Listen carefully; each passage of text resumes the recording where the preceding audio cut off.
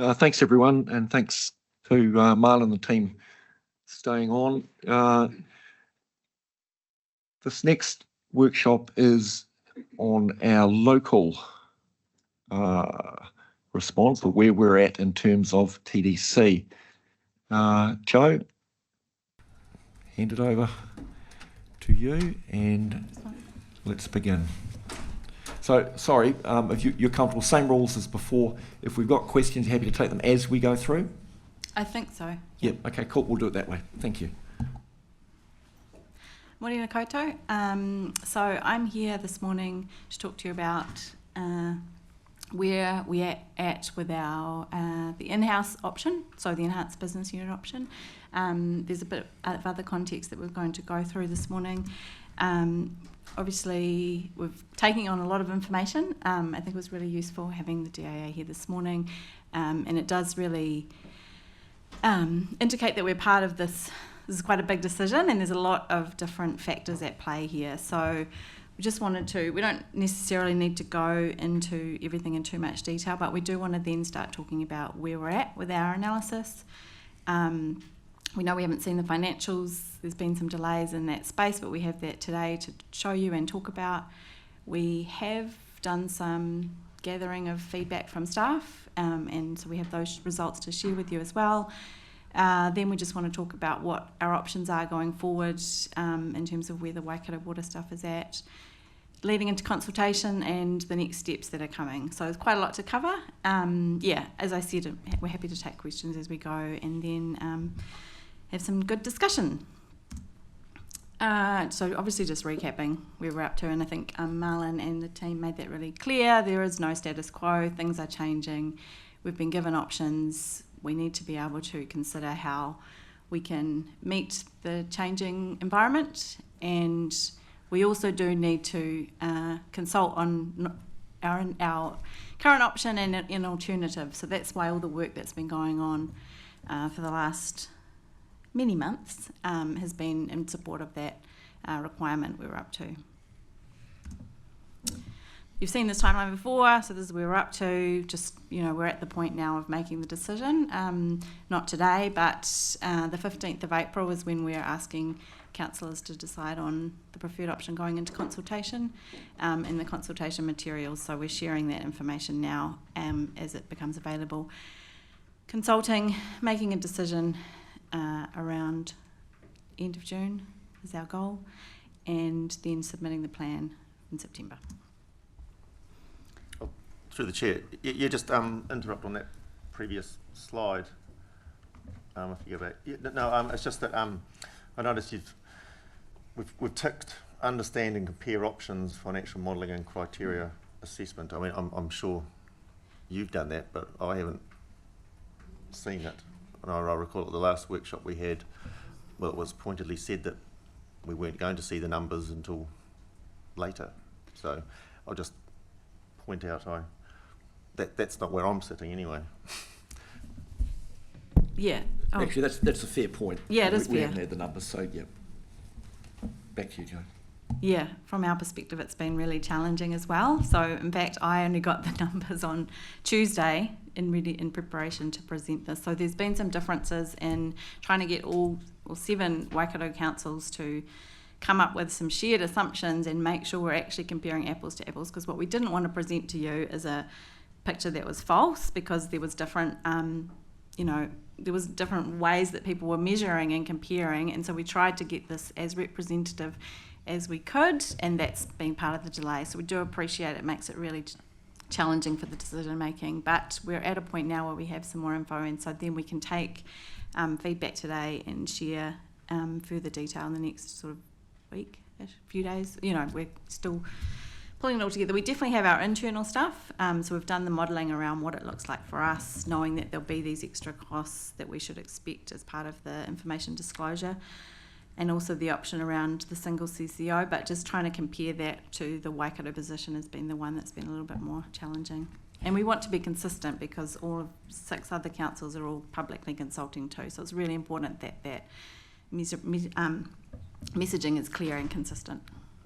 I think for the sake of transparency as well, if any questions, particularly around the financial modelling, come out of today, it would be good to bring those out. I'm not talking about just within this workshop, but over the next few days before we make a decision on what we're going to go out and consult on. It would be really helpful if those are circulated amongst all of us so that we can get a comprehensive answer and have a common understanding of where we're at. That would be really helpful. It'll be obviously a key component of the decision-making paper on the 15th of April and also the consultation document for the community.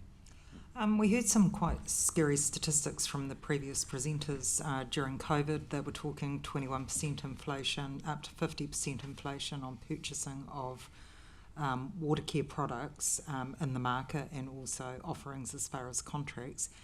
The economy has changed a huge amount since those shovel-ready projects and what was kicking off in the environment. Do we have current statistics on those inflationary figures at the moment in that space?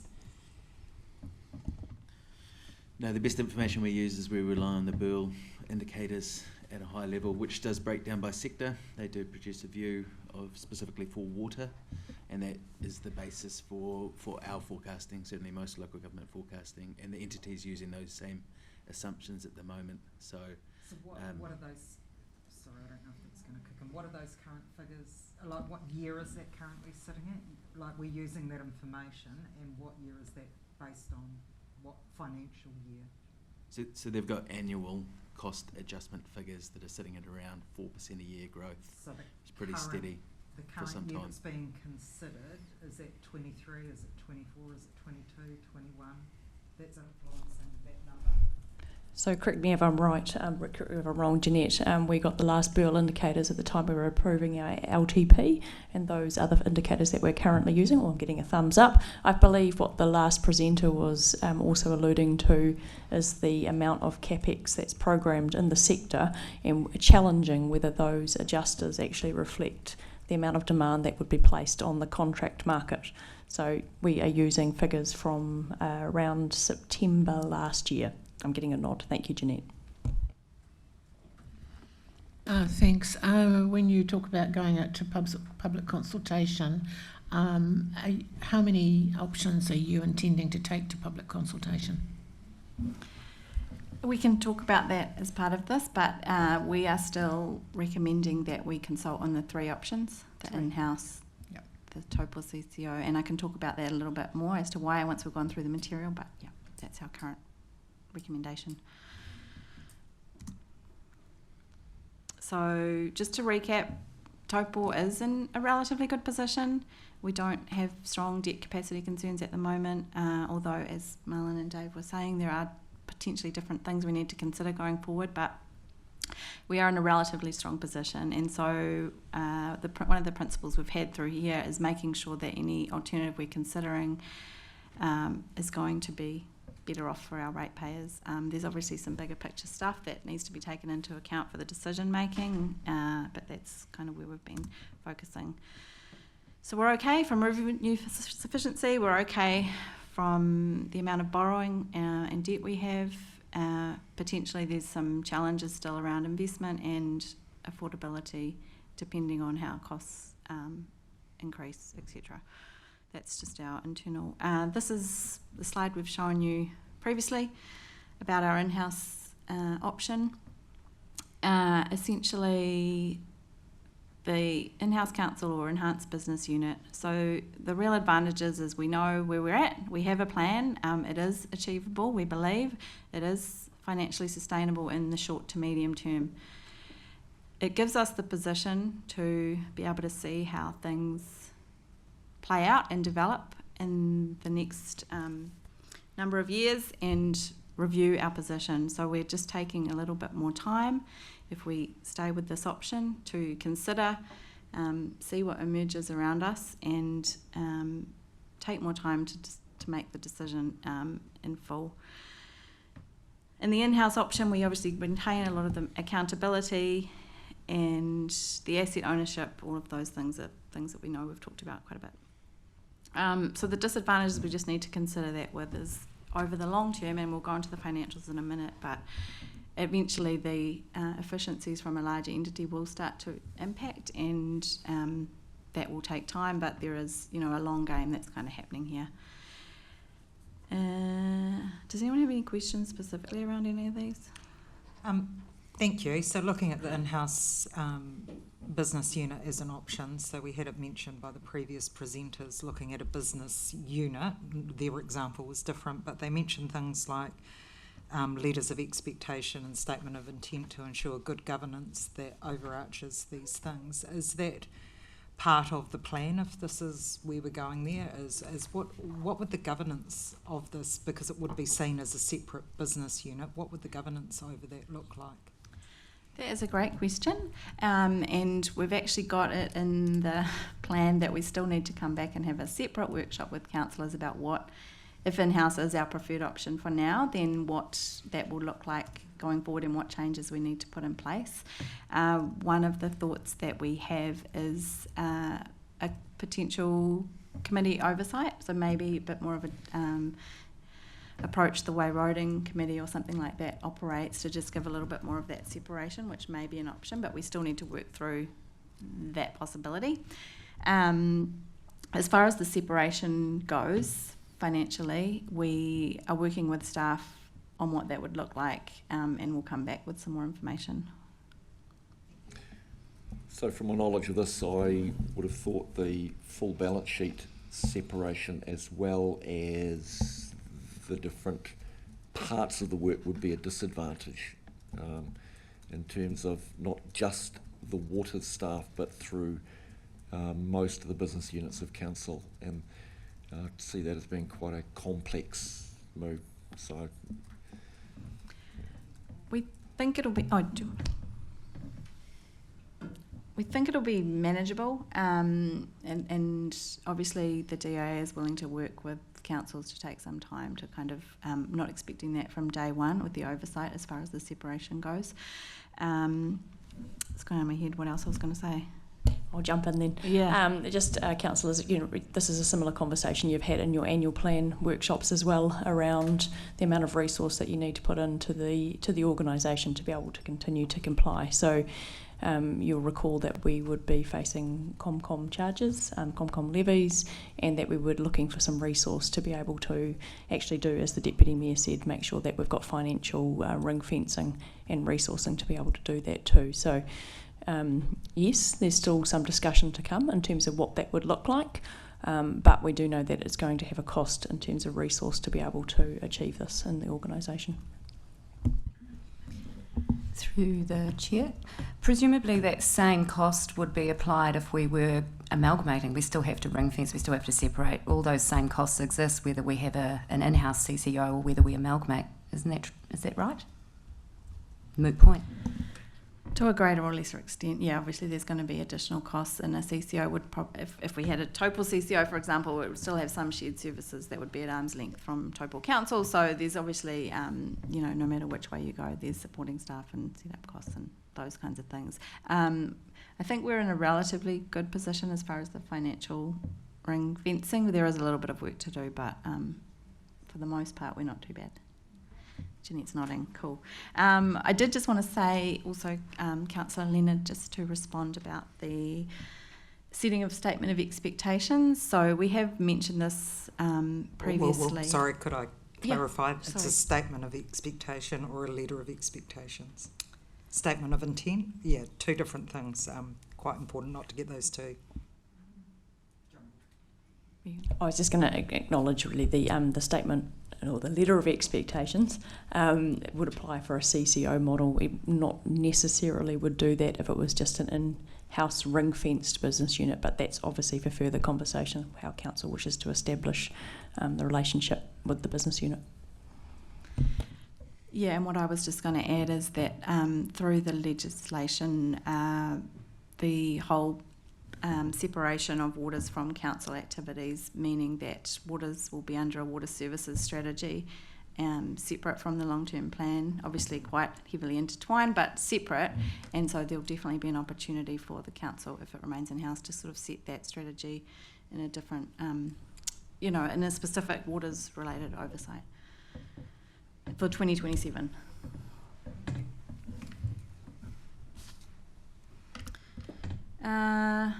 So for our in-house model, staff just there's still a lot of information, but staff are considering that this is still the best option for Taupō at this point in time, but with obviously the consideration that we're in a very changing landscape, and we consider that the best thing would be to stay as we are for the next several years with a hard review date, probably in 2 years, 2027, see where things land. We are okay for now, but as we've heard, that might not be the case in 5 years from now. So that will give us more time to continue to have conversations, work with partners, and figure out what that looks like. And we also really think that it is worthwhile to remain part of the Waikato Water grouping for the position of potentially maintaining some shared services. So there is, I will talk to that in a little bit more, but yeah, we think that there's definitely some benefits of still being part of those conversations as things evolve. Might have jumped ahead of myself with still got a few slides to go, but yeah, that's kind of where we're up to at the moment. So just looking at the financials, can you see that graph? Is that small, too small? This is what the numbers we've gotten from Waikato Water. So they have modelled using our LTP numbers as the blue and Waikato Water as the green. The rates, assuming no ring fencing, which is what has been agreed at present, is Taupō would pay slightly less under the Waikato Water model over 10 years, although I would say it's not hugely significant. It does exclude stormwater, and this is just it's sort of an average residential connection charge, so not a hard and fast number, but it is the modelling that they've used. Waikato Water have taken a slightly different debt strategy than what we have had in our financial long-term plan, and so they are achieving some of those slightly lower numbers through a higher debt strategy, and I can show you that in the next slide. Thanks, Kevin. Joe, if we go standalone, you've got excludes water in the costing, but would we include the stormwater in our own business unit? Would that be an advantage for us to do that? So the most likely option for stormwater is that the assets will retain with council and responsibility, and we would likely contract the services of the delivery for stormwater maintenance and planning, etc., to another entity, if that was the option we chose. The complexity of moving the assets is actually, I think most people have agreed, is not the best approach. Kevin?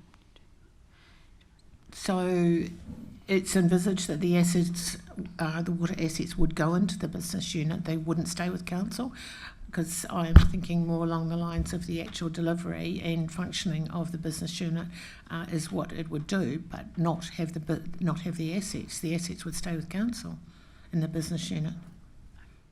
Sorry, if I may, the business unit would simply be, you know how we have 4 GMs currently, we would have perhaps an area of council that would be internal, so it wouldn't be any change.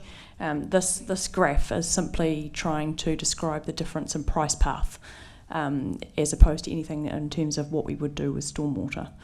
It would certainly be a conversation about how we would set up that team and what they would do, but certainly the business unit was simply, we have Tony's team currently, and that there's Sarah Leland, she's the manager of 3 Waters. You know, what would that look like internally? How do we make sure that we've got complete ring fencing from a financial perspective, so that when the Commerce Commission is looking at how much we charge, our affordability, whether we're making sure we're meeting taumata arawai requirements, there's very clear financial cost ring fencing so that we can identify that. Hopefully that helps, Councillor Greenslade.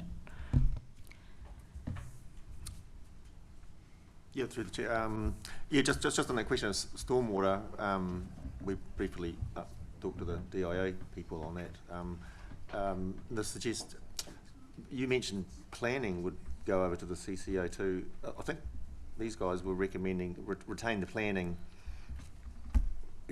hold on, it's not a CCO we're talking about. It's all in-house. Okay, that gets a little, but in terms of the planning, that would be retained in the regular council part of things. Or are you saying otherwise? Sorry. No, I'm not saying otherwise. Most definitely, we haven't worked out those details okay. of what would make the most sense, so definitely open to taking DIA's input okay. on that recommendation. I just did want to add, the main reason I've put in exclude stormwater there is just to make it clear that that's not the total waters charges that a council would pay, so the stormwater is maybe $200 or something like that that's included in your general rates currently, and so on either model you'd add the additional extra charge of the stormwater. And if you reflect on the presentation we just had around stormwater, there's a slightly different beast, and particularly for us, if I reflect back on the Three Waters regime, there was significant overlap with parks and reserves because most of the stormwater gullies have walking tracks and cycling tracks and are part of our reserve network right around the district. So it's not a simple conversation, and it's not part of what we're deciding on because it's not in scope for this at the moment.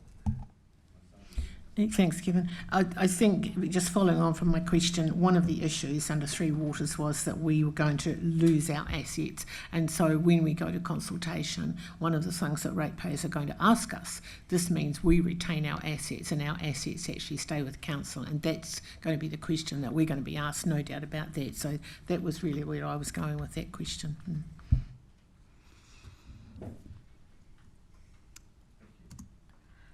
So the other side of the revenue debt formula calculation balance is the debt side. So this is what the debt would look like. Oh, sorry, on the right-hand side is the graph which shows our projected debt for water services is blue, Taupō. Our debt would be projected to be lower in our 10-year in-house plan. The green chart on the right is the projected Taupō share of debt under Waikato Water. So, sorry, forgive me if I'm using CCO and Waikato Water a bit interchangeably. They've done the projections, the modelling to show what the Waikato Water entity will look like. So that's why it's saying CCO there. So obviously you can see it's quite a bit higher, and maybe there's valid reasons for that. And so that's part of the things that we still need to weigh up is like, what's the right approach? One thing we did just want to say is that if there is some benefits that could be achieved through using debt in a different way, that's definitely something that Taupō Council, having debt headroom, is still something that we could look at internally as well. So it's not this is a CCO or not question. It's part of something that we possibly need to review going into the next LTP and our financial strategy. So. The overall debt for... So just on that would be quite helpful in terms of the way we treat not so much debt but payment for infrastructure, leveraging off what we heard earlier in terms of the financial modelling for that. That would be helpful to understand that, because if there is a significant difference at the moment, the previous graph would not present us with an apples with apples comparison because of the different ways that we deal with the financing of it. But yeah. Yeah, that's absolutely it, and it's become kind of clearer to us that that's been quite a key part of the difference between the comparisons in the last few weeks, I'd say, Julie. So yeah, that's definitely something we can explore further. Sarah's not here at the moment, but we're going to catch up with her when she's back. Just to confirm though, you're absolutely correct. They're showing a lower potential rating impact or water charge on users. Part of that is through efficiencies, and part of that is through using a different debt approach, which is not necessarily a fair comparison, as you say. So if we're able to split that out, we'll try to do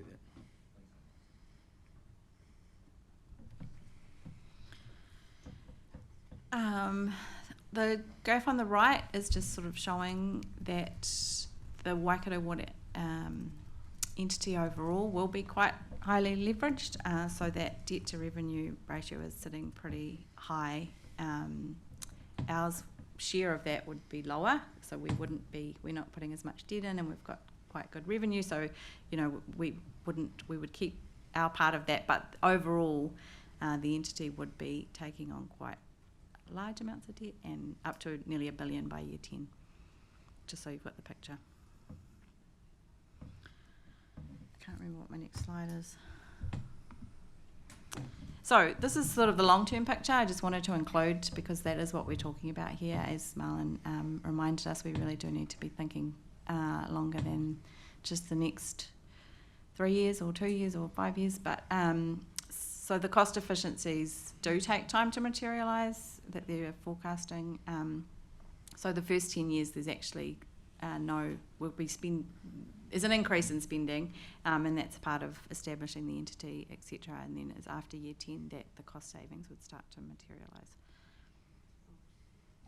I guess just, and because I've been part of the steering group, a comment on that would be the assumptions in this graph are based on current costs, and it would be difficult to factor in competing in a market where a larger entity captures a significant portion of the contractors and is able to attract and retain staff where we may have difficulties for that.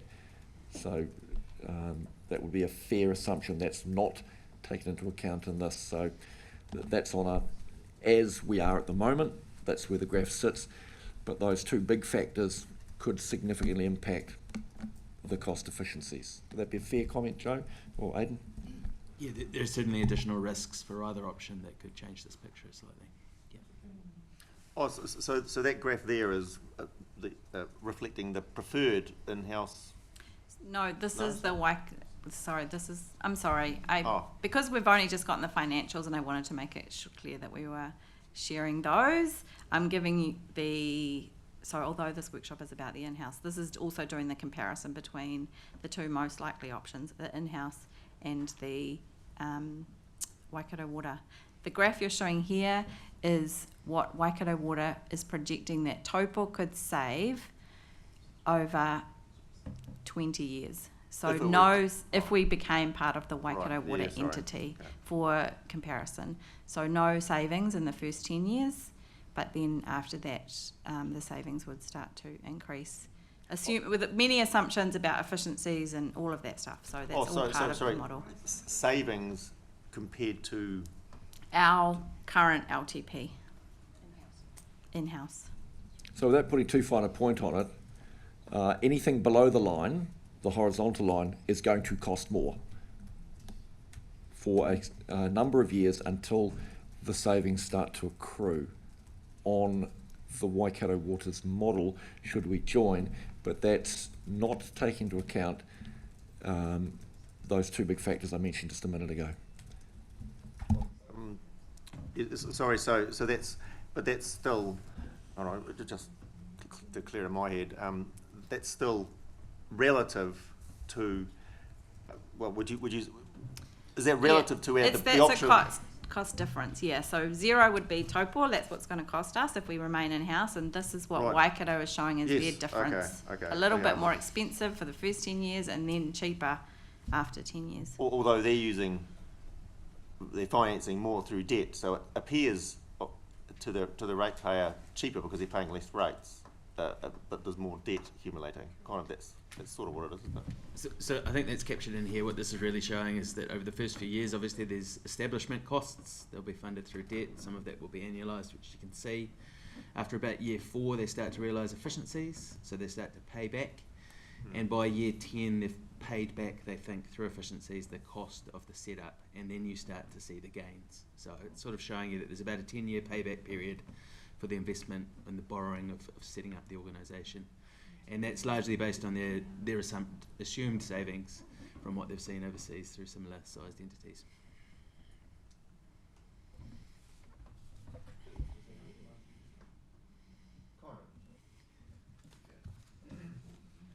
So keep asking because we need to get our heads in the game here, yeah?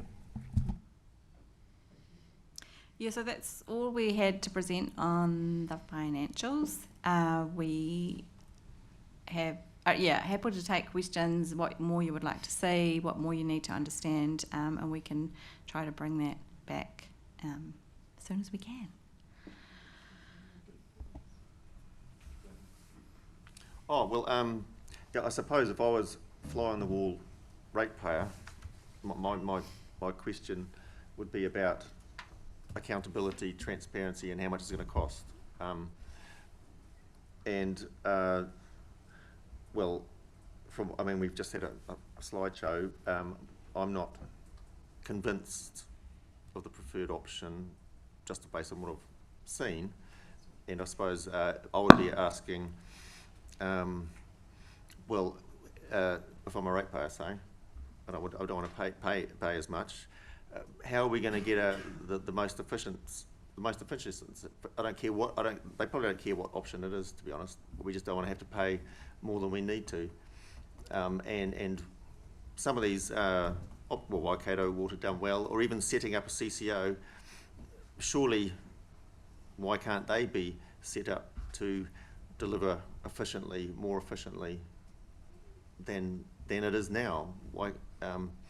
So those questions are not resolved in my mind. Anyway.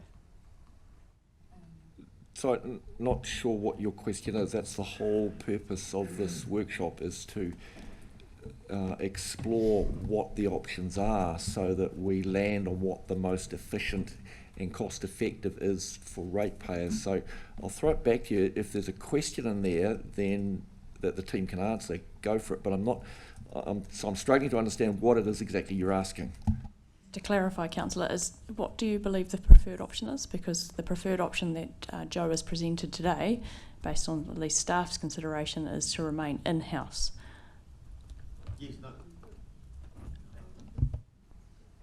no, I understand that, and I don't think we got up to the staff slide yet. Are we going to get no? No, I understand that, but I'm just putting it out. I'm not convinced. My hunch, and I think most of the people at this table, my hunch is that in-house would give greater accountability and transparency. I mean, that's my hunch. My hunch is towards the preferred option. It's just that I'm still not absolutely convinced it is the best option from what we've been presented with. That's all. So if I could respond to that, good, because you've arrived at the same place that I have, and I've been sitting on the steering group for some time. And the reason I have some concerns is for the points we've made earlier. We're going to be competing with larger entities right on our doorstep.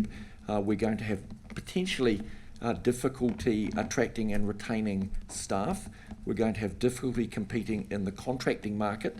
For example, if we become a singular unit, at the moment the numbers stack up. This is really good for ratepayers at the moment. You roll the clock forward. If you're a contractor having to upscale significant on plant, and you have a large entity can give you continuity of work for the next significant horizon, and a small council that has one or two jobs to do, good luck competing at an affordable price in that market would be the concern. So I share your concerns around that. Yeah, absolutely. Well, at the risk of answering a question, I'm a little bit like Councillor, that's the one, Councillor Campbell. At present, in other sectors, we have large international companies actually. Heb is a good example of that, who's our current contractor for roading. And they're a large international company and they're right across New Zealand. But they employ local contractors, as we found out the other day in Kinloch. And so we've got large organisations who do actually employ local people. And when you talk about difficulty in attracting staff, I actually think Taupo is a really neat place to live. And a lot of people are looking to come and live here. And we're a growth council at present. You only have to look around the country and see what other councils are actually struggling with. We're not struggling with any of those things. And I think, so when I balance that, because again, the same as Councillor Taylor, I'm saying to myself, well, yes, these people present a very good argument. Of course they do. That's what they want. But at the end of the day, we are slightly different, and we are a lot different, as Councillor Westerman said, from those people around us. And I look at Ruapehu, who's in my part of the world, struggling with huge debt. We look at South Waikato, similar situation. And we don't actually want to be with them at this moment in time. And a lot can happen in one generation, which is 28 years. So having listened to all of it, I do agree with staff. I feel that we're in the strongest position at present, and you can only make your decision based on now.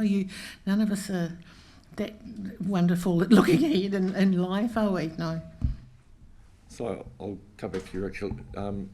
We haven't heard all of it yet, just respectfully. We've got quite a bit more to go through. What we have heard is just a part of the picture. So I guess, can I just encourage us all, let's hold off making a firm decision until we've heard all of the information, and then we can weigh it up. So far so good, but we're not at the end of the movie yet. The plot thickens. Yeah, I was just going to say, on the flip side of a lot of this is I mentioned it earlier, that there's an element of compulsion here. I think there's a very clear direction from government about what they want us to do, and we're being corralled in that direction. So my concern about remaining in-house now is that the compulsion will become a direction or a mandate later, and we may not have a choice about who we partner with. So that's another consideration on top of them all.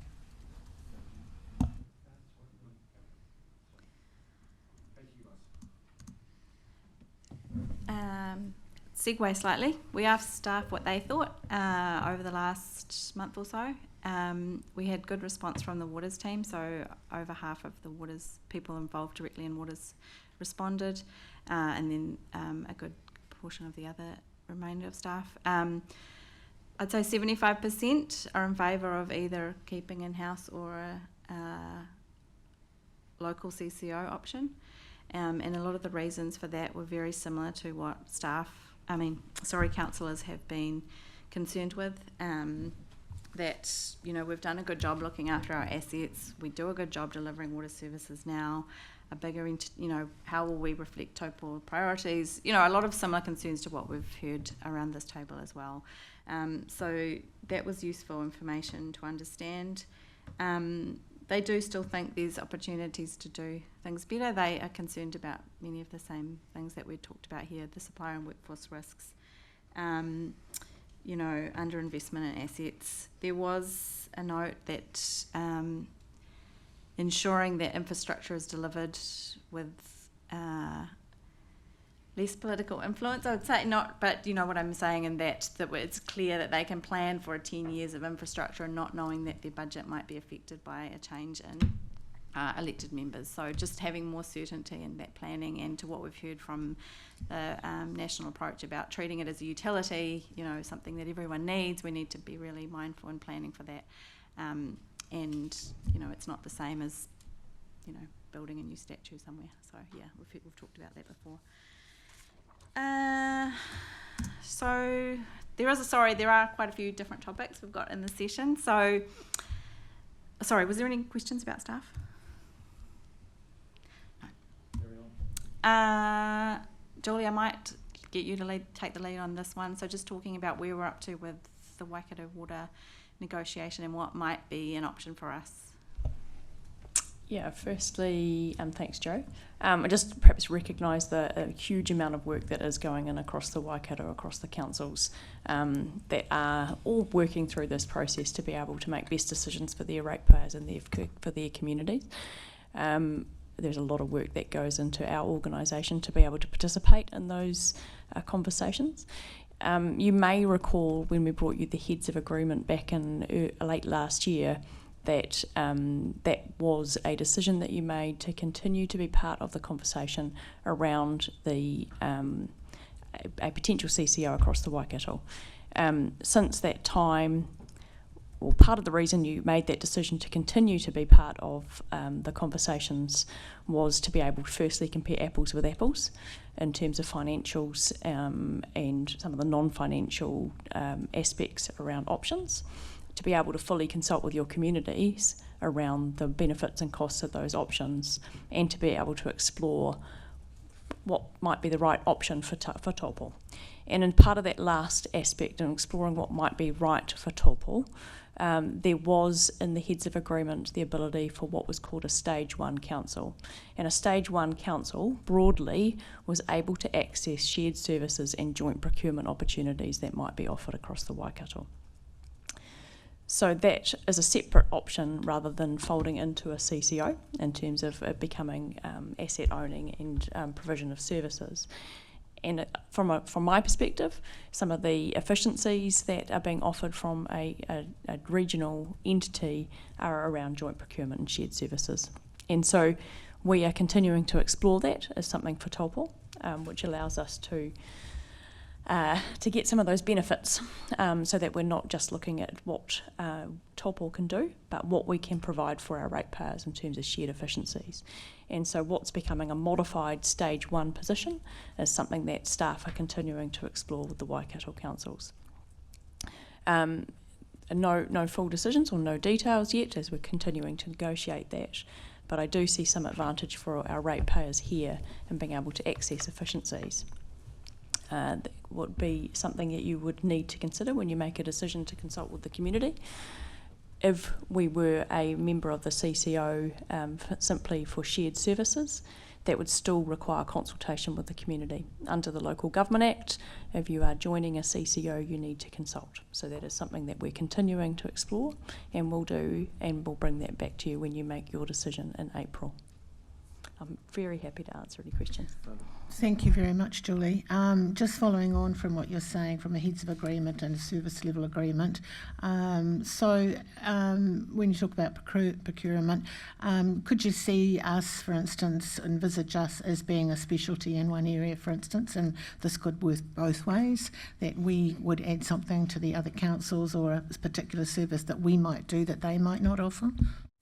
I'm not sure this was the question, but I'm just going to allude back to the previous presenter who said that our position is attractive to other councils in terms of having us in the tent. So having us part of the Waikato is definitely something that other councils are keen to see.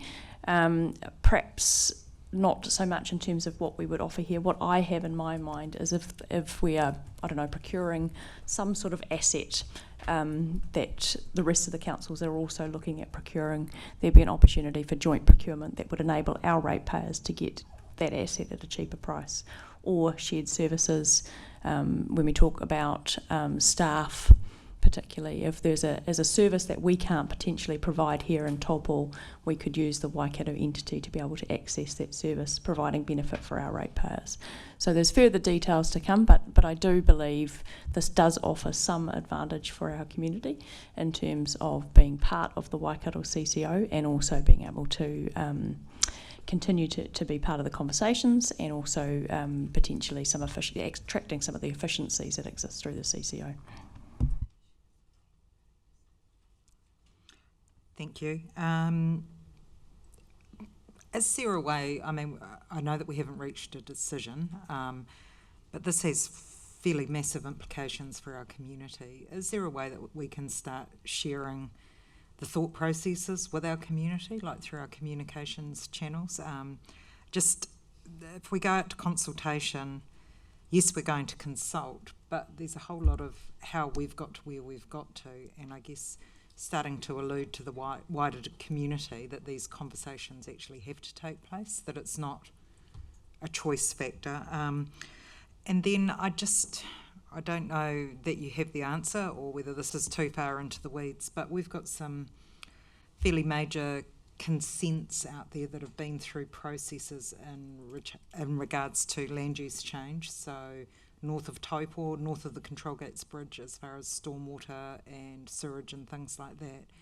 Have or are we considering the choices that we're making in here in regards to the potential impacts on some of those consents that are conditional around those things, and what the implications could be on our growth in regards to that? So let me jump in and answer partially, and then you guys jump in afterwards. So there are a series of videos on the council website at the moment. My apologies, you have to look at me starring in them. wandering around the wastewater treatment plant and digging into the Mainoki pile of leftovers. And this workshop is being recorded and will be uploaded to the YouTube, to our website. I guess it would be making sure that our contacts and our networks know where to look to find the information. So it's there, it's just making sure people go and access it. Well, it is a challenge, and I hear that all the time. People say, oh, well, no one told me. And I say, well, it took me 30 seconds to find it. You were not looking in the right place. But that's not an adequate answer. If people don't know where to look, then that's an issue which falls back on us to try and help them find the right place to look. So or Julie, have you? I'll try and answer the second one. I'm going to answer the second one a little bit politically. Most councils actually ask for 2 years to deliver their water services delivery plan during the select committee process, and we've been given 1 year. And so the deadline is September this year to have our water services delivery plan completed. As we all know, it's prior to the election, and so we're trying to work to the end of June. It makes it incredibly difficult, as the councillor has indicated, to take into account some of the projects that are part-way through being delivered and to engage with stakeholders in that short space of time. We're doing our best, but I just want to push. It's an incredibly tight time frame to be able to do the work that we're trying to do now and to be able to talk to those key stakeholders around those projects. Yeah, I'd just like to go back to this slide and what Julie was talking about previously. An enhanced stage 1, if you like, taking on board that we are in a reasonable negotiating position. How is there a cost to keeping, remaining in the tent? Thanks, Councillor. Yes, there is, but it's all subject to negotiation, and so that is a huge amount of work on the organisation at the moment to be able to participate in those. For example, I probably estimate, I think I made the comment this morning, estimating we're probably spending about 15-20 hours a week working on waters at the moment, and so I don't have an answer for you, but it's likely that there is. But we're looking at ways to make sure that the cost benefit weighs up and ideally reduces that cost to this council and to ratepayers. So then my follow-up question to that is, can the DIA help us with these negotiations? We've reached out to the DIA to ask that very question. It is great to have our friends from DIA here today, and we're continuing to have dialogue on that. Yeah, just a question on that timeline. I mean, I know September 3rd is the deadline. I've heard it's not fashionable to make major decisions within a couple of months of an election. I mean, that's held up there, but I can't quite see whether we decide in June or decide in August or decide on September the 2nd will make too much of a difference to anything, to be honest. I'm just wondering. It's a question, I suppose.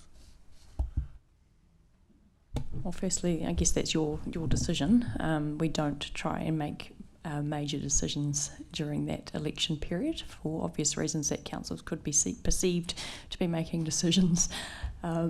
I will also say that we are trying to line up our timeframes with the rest of the Waikato because we are trying to have joint conversations and compare our financials and non-financial position, and they are all working to the end of June. You'll see publicly some councils have already made decisions that Waikato Water's done well is their preferred position and that they want to make decisions to move quite quickly into a regional CCO model. And so we are, being part of the tent, having conversations about how we best align our timeframes. If I could just go back to your... Just further answer, just in terms of the deadline, the hard deadline is set nationally, so that's not on us. Moving back from that hard deadline is around an appropriate protocol or a standard that's been adopted, and making decisions in the couple of months before an election, generally speaking, is not good form. You're holding the next council responsible for decisions you make in the last few weeks of a triennium, and you could be accused of making decisions either favourably enhancing those sitting around the table now to win favour with the electorate, or avoiding making some of the difficult decisions that need to be made for exactly the opposite reason. So there's some good reasons why that regime, for want of a better word, is in place. But the hard deadline is a nationally set one. Yeah, no, thank you. I just wanted to respond to Councillor Leonard's original question about the communication and how it is a lot of information for the public to take in, and yourselves and us as well. We're still every day trying to keep up with everything that's coming in. We have been doing a comms strategy, releasing information, trying to help the public understand, how much effort goes into providing water services, and the fact that the status quo isn't really an option. There's new stuff coming in and all of that, but it is really challenging, and it's actually it's a factor in our most likely recommendation to stay as we are for now, but review, and that gives us some time to work through. It's sort of a long game that we need to educate the public about where we're heading, and what the direction is, the possible compulsion, all those factors. We need to kind of go on a journey with people, and it's really hard to kind of shift in a short time frame that we've been given. So that is weighing into our thought process as well. And then just on what Jolie was talking to about the recommend staying in as Waikato Water for the shared, consulting on that option as the shared services option, that does enable us to continue having influence in that potentially large future entity that will be existing, and making sure that we have a potential way of shaping how that emerges.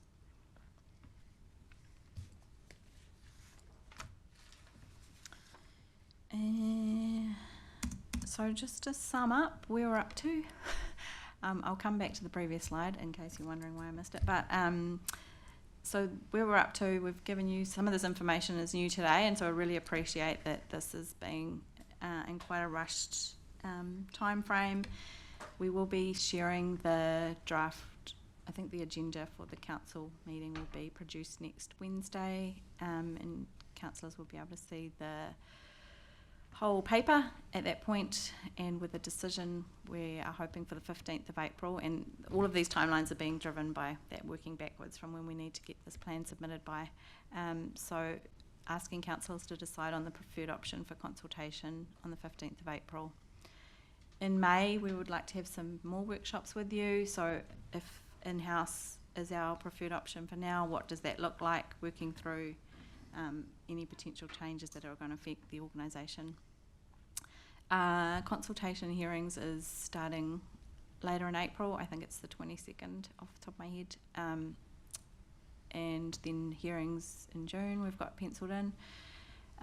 Waikato Water is asked, during this process there's still the negotiations that Julie was talking about what a shared services arrangement might be and all of those other things, but Waikato Water would like a decision on whether we are in or out by June, and we would also be asking councillors to decide at that point. So I guess there's still, we're asking you to give direction on how we go out for consultation, but there is still opportunities for the final decision making about where we land.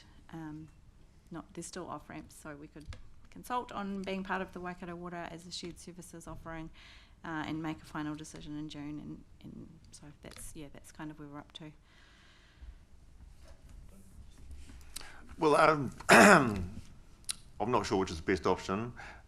I'm not sure what is my preference yet, and I suppose I would hold that we probably should be consulting on the three options to ratepayers, but by that same token, we actually give them enough information to make an informed decision.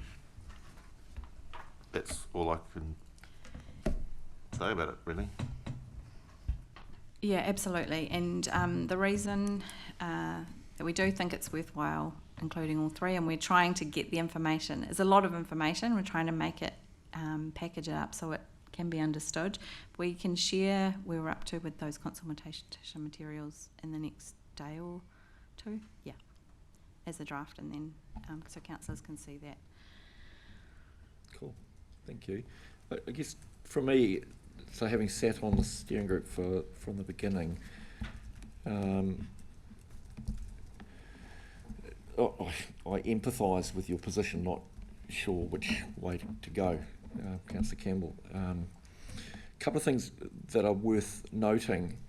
We would not be having this conversation but for a change in the Treasury benches in Parliament, because under the previous government this was mandated and compulsion was the order of the day, and this was a moot point. Just on that, we also need to consider that we submitted as a council on at least 2 occasions, possibly 3 from memory, to select committees on 3 waters, and acknowledged very clearly that the status quo was no longer a viable option. So that's our stated position historically, and I think that's pretty clear. And not the least of which the status quo is not an option is because the base upon which we deliver water services has moved significantly, and as we've heard from our friends from the DIA, it continues to move, with the Commerce Commission looking at financial regulations, with Taumata Arawai looking at quality control and regulations, and that's a moving feast. That's not static, that continues to change. So status quo just isn't, there's no such thing. I guess the other comment I would make in our considerations and deliberations is it's pretty clear from the numbers financially that we are vastly better off staying alone at the moment. But that's a short-term conversation. And I guess if we wanted to do the best by ratepayers, if right now it's a no-brainer, we stay alone because that's the best value for what we can deliver them. But as we heard earlier on, 5 years from now, that may not be the best option. So I would encourage us to think very carefully and very critically about the options on the table at the moment, particularly with Waikato Water's done well. If we choose to cut ourselves off and stay alone in a narrow path exclusively, we might find that in the not too distant future that we have to amalgamate with a collective. It could end up being a collective not of our choosing and not of our design, and that would not be in the best interest of ratepayers. So I guess it's a bit of a catch-22 decision that we need to make, but I guess my plea would be let's have a longer term view of this decision rather than just the next 6 months, 2 years or 3 years, because it's more than that. And it's a fundamental change that we're looking at, and it's not an easy decision. Concede that immediately. Joe, back to you. Or Aidan, if there's anything else you want to add in there. No, and I'd say we're not convinced either. There's pros and cons of both, and it's really a hard decision. So going into consultation, we are required to indicate a proposal to so that the public has some indication from us. But there's still definitely pros and cons to both, so not easy. Through the chair. So sorry if I've misheard or missed something, but when will we get an update on negotiations about enhanced stage 1? Because to me, that's the intermediary that we need to probably have more information on. As Deputy Mayor's pointing out, it makes far more sense financially to have an in-house CCO right now. Certainly take the point that in time that's not necessarily the case, but we'd be doing, I feel, we'd be doing our ratepayers a disservice if we jump straight in now. If there was a staged way that we could enter the CCO, given, our position, that's something I'd like to look a little bit more closely into, and also given our negotiation position. Oh, thanks for that, Councillor. I guess what I would be looking for from today is an indication that you want me to continue to negotiate that position, and then I can bring that back to you. It's unlikely that we'll have all the details confirmed between now and consultation with the community. I think it would be useful to put that out to the community to seek views, to continue negotiation up until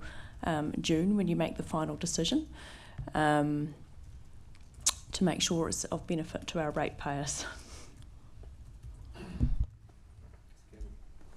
Yeah, just to comment again. I mean, again, a lot of this is the first time we've seen this, or within the last 24 hours anyway. But I mean, Councillor Taylor mentioned vastly better off if we go for the preferred option.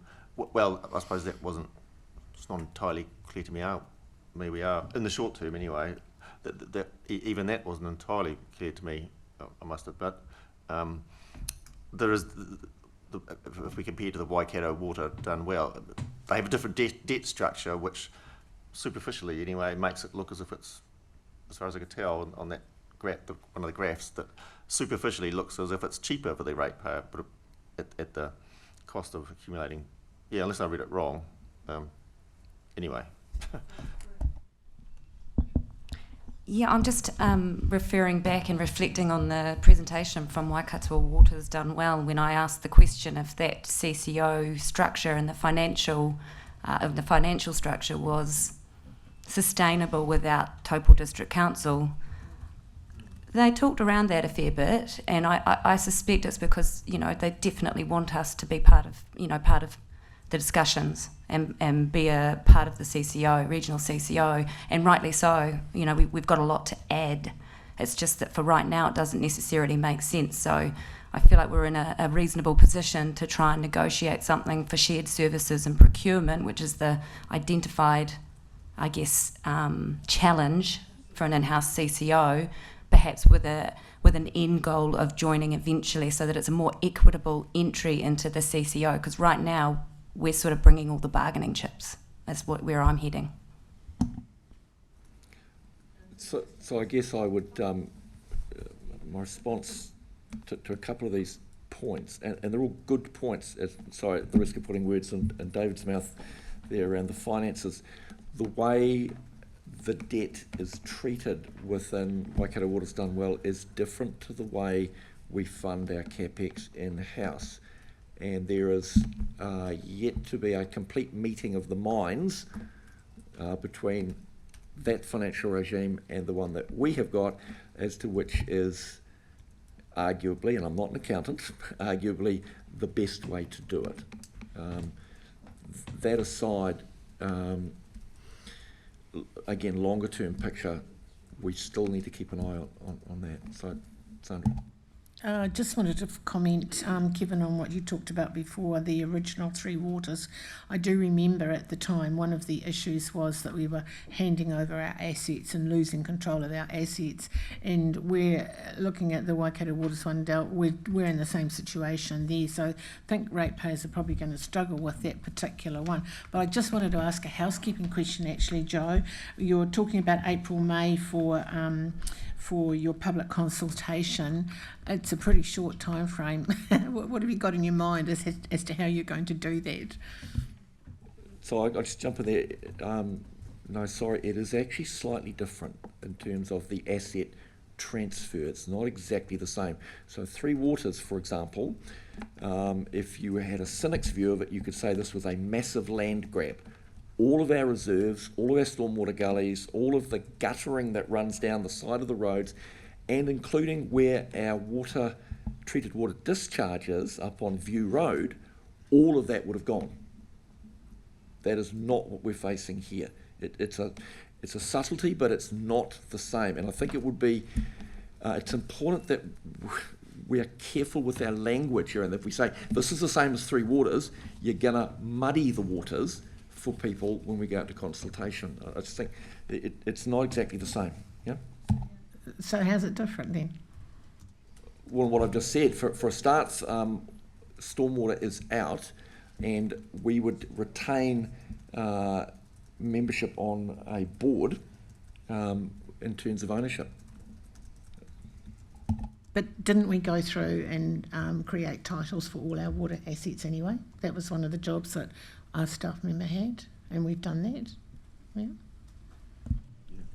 To be honest, I can't actually confirm how far through that process we got before the elections, Councillor. Certainly, confirmed the Deputy Mayor's comment. It was particularly the stormwater assets was the biggest concern, and land assets that were associated with our water assets. We were very concerned about where that left our community. But in all honesty, Councillor, I'm very sorry, I can't confirm whether we completed that piece of work or whether that was again something that just went on the pile for the huge amount of work we did prior to the elections. I remember that very nice gentleman.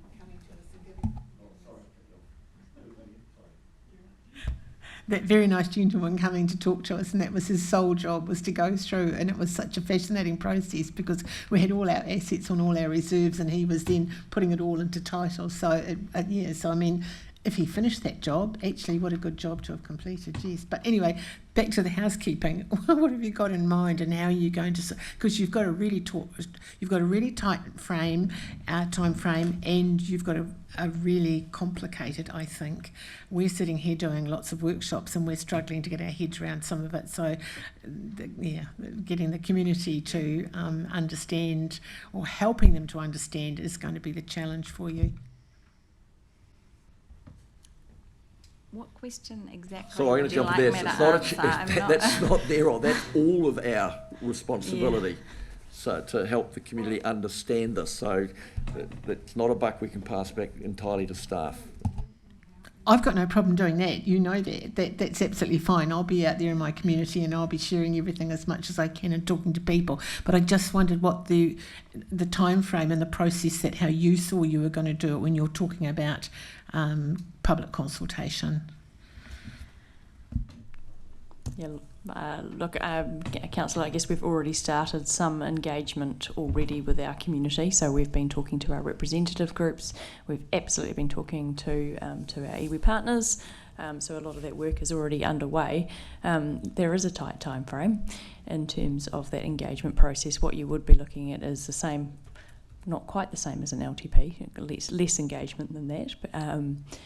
But you'll be looking at a consultation material, which I know that the communications team are already very well down the track in terms of working through over the next couple of weeks.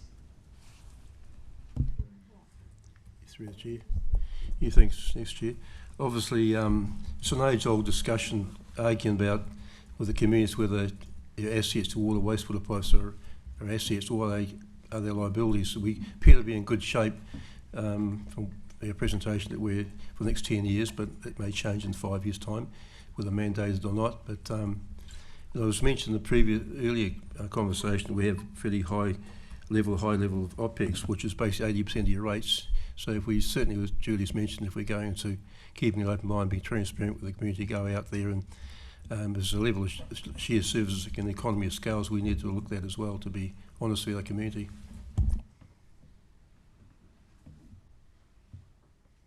Any other questions, comments?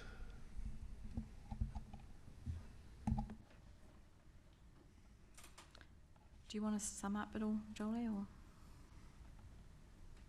No, probably my sum up will be just to probably acknowledge the amount of work that's going in to this. Apologies, councillors, it does feel like we are giving you a lot of information in a short space of time, and it does certainly feel like that internally too, and that we're working through a large amount of information in a short space of time.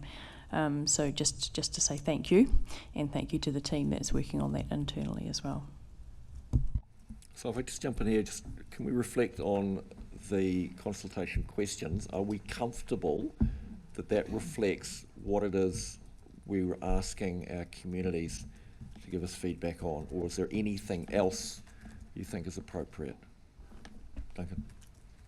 Oh, to be fair, I'm not sure.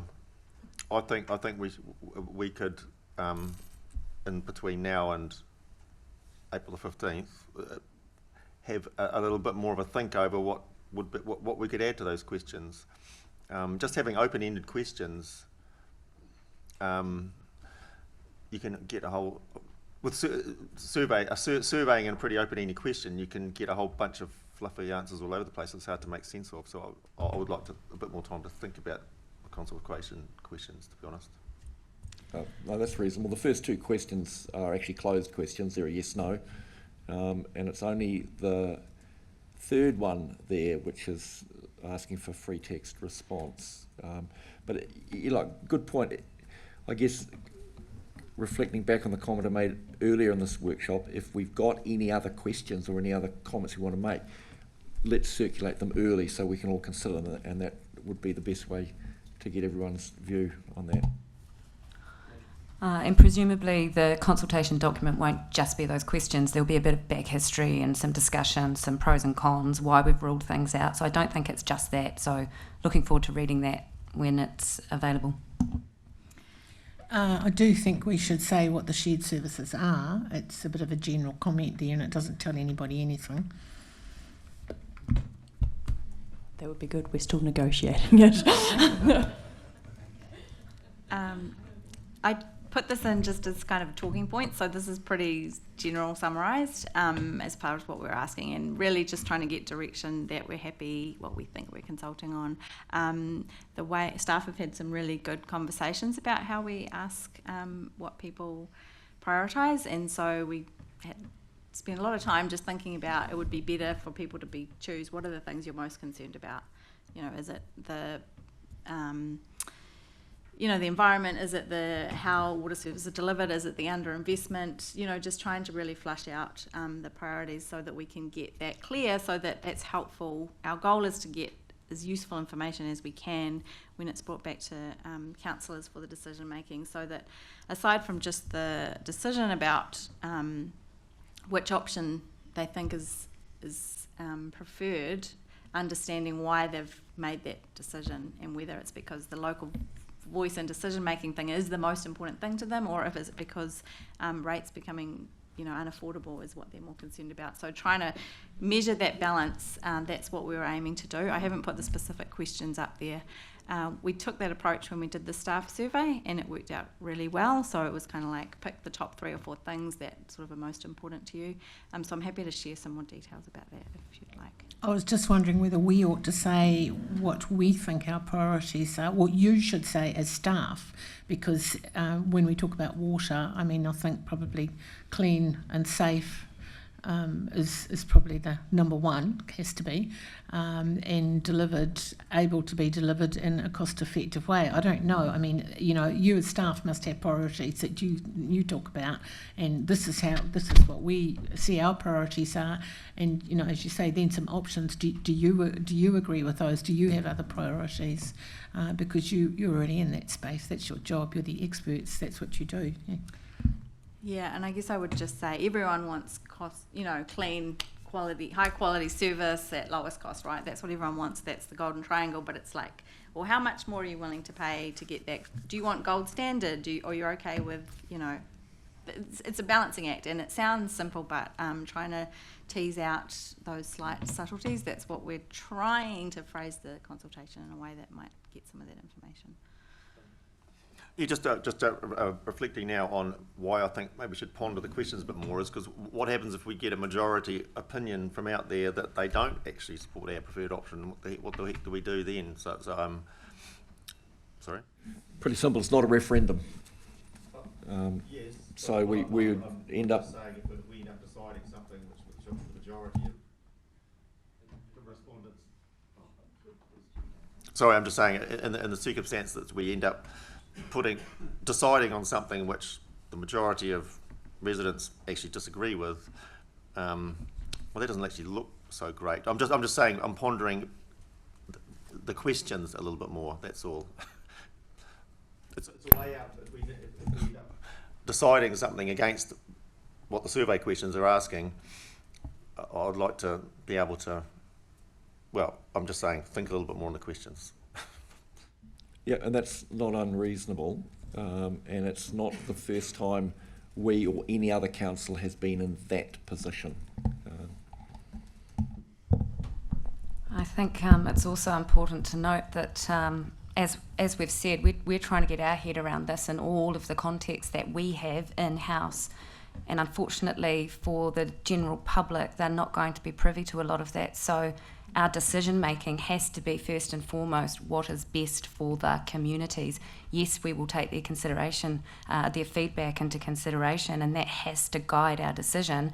But ultimately, we are the ones put in this position to make the decision based on the additional, I will say, information and context that we have.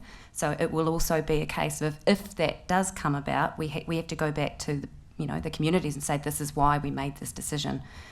I just think it's impossible to get all of this information out to the public in order for them to make a considered and educated decision on this. It's hard enough for us, and we're living and breathing it. So yeah, I think we just have to put first and foremost what is best for our communities at front of mind when we're making our decision.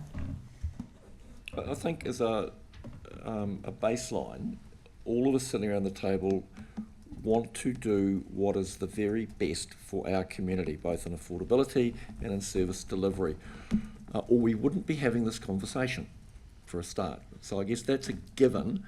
So it's just a question of how we go about delivering that cost efficiency, service delivery, in light of the changes in the environment that we are facing. So yeah, it's not an easy thing. I acknowledge your point. Final words? No final words? John. Thanks. I just empathise with Duncan, having been on council for quite a while ago, back to the capital land value change. There was such a big uproar in the community, petitions, and we had to make. Well, I wasn't. I came just that year after. Over 70% were better off under capital value. Most of the people objecting were better off under capital value. Oh yeah, it's just, I suppose at this point in time, anyway, I don't feel I'm adequately informed to be able to make a decision. That's all, a preference. So I'm just, yeah. So that's not unreasonable. I guess my question to you would be then, let the team know what additional information you require to help us get up to speed with that. Other than what we've got here, what else have we got? Yeah, we can share more information on what the financial modelling has been, where we're up to with just articulating a bit more clearly both sides of each option. So definitely happy to share all of that. I would say that we've been deep in the detail for a long time, and we still not necessarily know which is the right option. So there is an element of, really considering, which is the right thing to do for the ratepayers in the long term. It's hard. And perhaps refer you back to some of the previous workshops that we've had, where there's been a series of workshops, actually, from my recollection, even late last year. So we've been through a number of workshops where we've talked about the changing legislative environment. You've made submissions to the bills that have gone through. Earlier this year, we started to talk to you about the process, even the heads of agreement, the workshops we've done on that. You've now had a presentation from Waikato Water's Done Well team directly, so that you got that information. That's in diligent for you to reference back to. You've now had the presentation from both DIA, and this is our first bringing together the options, so that you can start to weigh up the benefits and costs for the ratepayers. There is a lot of information that we have worked through, so perhaps work backwards through some of that too. Through the chair. Thanks, Joe. Just appreciate all the work the staff are doing, but also as being on that steering group with Rachel and Kevin, it's still a moving beast, isn't it? Information coming in, and through the consultation process, there will be an opportunity for more information to be gleaned from public input as well, and then before the hearings, even deliberations hearings. So, thank you for what you're doing anyway. Yeah, reiterate the thanks there, and I must admit that any information I've needed, I've received. So thank you. But just, I agree with the sentiment around the table and Councillor Campbell's position, because of all the decisions of this triennium, this is the one that I'm struggling with the most, because there's not a clear, definitive best option. They both have pros and cons, and that's what's making it so hard, I think. The more you learn, the more you complicate things almost. So, yeah, I certainly share your sentiment, and yeah, hopefully we can all work together to make the right decision. It's not an easy one. Right, so I'll close off. Just echoing what Rachel said, and I agree. The concerns raised are legitimate and they're real, and the questions asked have been actually on target today. So thank you for that, team, and thank you, Aidan, Joe, for your work on this. I just want to acknowledge we have our CEO whose role is to run the organisation, but she is spending a significant portion of her time on this alone. So that comes at some cost. So Julie, thank you for the additional effort that you are putting in over and above. There's always evenings and weekends, I suppose. Yeah, oh, they're all gone. Take leave and work during that. Really appreciate all the effort that's gone in. All of it is with the aim of making sure that we're in the best position to make the best decision on behalf of our communities. So with that, we'll bring the workshop to a close. Thank you very much, everybody.